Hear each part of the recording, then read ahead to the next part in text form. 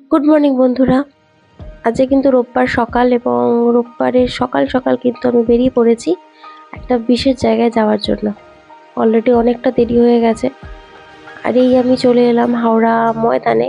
আশা করি জায়গাটা অনেকেই চেনো, এটা শরৎ সদন। এবং ওই বিশেষ জায়গাটায় যাওয়ার জন্য কিন্তু আমাকে এই অপোজিটে এই দিক থেকে অটো ধরে যেতে হবে। তো আমার একটা বান্ধবী আসার কথা ছিল, এসে গেছে, এবং এখান থেকে অটো ধরে কিন্তু আমরা যাব শালকিয়াতে। শালকিয়া নামটা শুনে আশা করি অনেকেই গেস করতে পারছো আমরা কোথায় যাব। যারা গেস করতে পারছো তারা অবশ্যই কমেন্টে জানাও। তো এই অটোতে কিন্তু উঠে গেছি এবং অটো করে আমি চলে এলাম সেই বিশেষ জায়গায়, এবং বিশেষ জায়গাটা হলো শালকিয়া বড়মার মন্দির। তো এর আগেই আসার কথা ছিল পাখি পূর্ণিমার দিন, কিন্তু আসা হয়নি। তো আজকে এলাম, এবং আজকেও কিন্তু মন্দিরে ভালো ভিড়, দোল অব্দি এরকম ভিড় চলবে। তো দেখতে পাচ্ছ কত বড় লাইন পড়েছে। আর মন্দিরটা কিন্তু খুব সুন্দর করে সাজানো হয়েছে, প্রত্যেক বছর এরকমভাবেই সাজানো হয়। ভেতরটা আরো সুন্দর করে, মানে বাইরেটা তো সুন্দরই, ভেতরটাও আরো সুন্দর করে সাজানো আছে। তা ওই যে বড় মা দেখতে পাচ্ছ।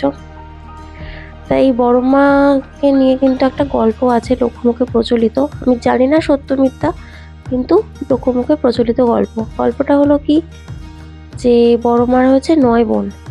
যিনি ছোট বোন তিনি খুব চঞ্চলা। তো একবার নাকি স্নান যাত্রায় গিয়ে ছোট বোন হারিয়ে যায়, এবং 1.5 বছর পর নাকি ফিরে আসে, এবং তারপর থেকে ছোট বোনকে শিকল দিয়ে বেঁধে রাখা হয় যাতে উনি বেরোতে না পারেন, কারণ উনি খুব চঞ্চলা।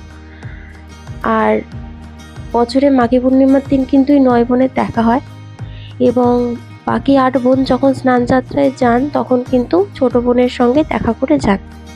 তো এই হলো গল্প, আমি জানি না সত্য মিথ্যা কি, কিন্তু লোকমুখে প্রচলিত গল্প, শুনে আসা গল্প। তা এই যে দেখুন, এখানে কিন্তু পুজো হচ্ছে, আমার পুজো দেওয়া অলরেডি কমপ্লিট। আর মায়ের মুখটা দেখে যেন, মানে সত্যি কথা বলতে আলাদা একটা শান্তি। আর দেখুন খুব সুন্দর হাসি মাখা একটা মুখ, মানে সত্যি দেখলে কিন্তু মন জুড়িয়ে যায়। কারা কারা এখানে এসছেন অবশ্যই আমায় কমেন্টে জানাবেন। আর মাকে দর্শন করার পর কিন্তু আমি চলে গেছিলাম মন্দিরের পিছনের দিকে, যেখানে মায়ের সিংহাসন রাখা আছে। এই সিংহাসন করেই কিন্তু উনি মাঘী পূর্ণিমাতে স্নান যাত্রায় যান। আর এখানে কিন্তু আরেকটা কারণে আসা আমার, এই খাড়ার জল এখানে পাওয়া যায়, খাড়া ধোয়ার জল। সেই জল বলে খড়ে চিটুলে খুব ভালো, কিন্তু আমি পাইনি, শেষ হয়ে গেছিলো, পরের বার নেব।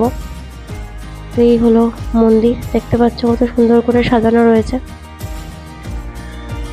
মাকে দর্শন শেষে কিন্তু আমি চলে গেছিলাম গঙ্গায়, মানে আমি আর আমার ওই বান্ধবীটা, কারণ মায়ের মন্দিরে এসে গঙ্গায় যাবো না এটা হতে পারে না।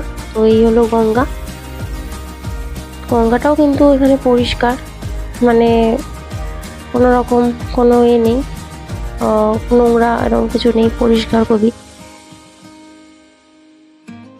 আর গঙ্গাতেও কিন্তু আজকে ভালো ভিড় ছিল, কারণ মাঘী পূর্ণিমা যেহেতু বললাম গেছে, আর দোল অব্দি এরকম ভিড় থাকবে। আর এখান থেকে যে লঞ্চগুলো ছাড়ে সেগুলো আহিরিটোলা ওইসব দিকে যায়। তো এই হলো গঙ্গা।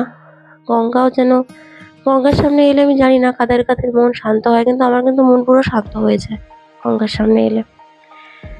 তো এই ছিল আজকে আমার বিশেষ জায়গায় দর্শন, কমপ্লিট দর্শন। আর যারা যারা আসেননি এখানে, যারা আসেননি তাদেরকে বলে রাখি, এখানে আসতে গেলে অটো করে কিন্তু হাওড়া ময়দান থেকে অটো করে আসতে হবে শালকিয়া এসি মার্কেট।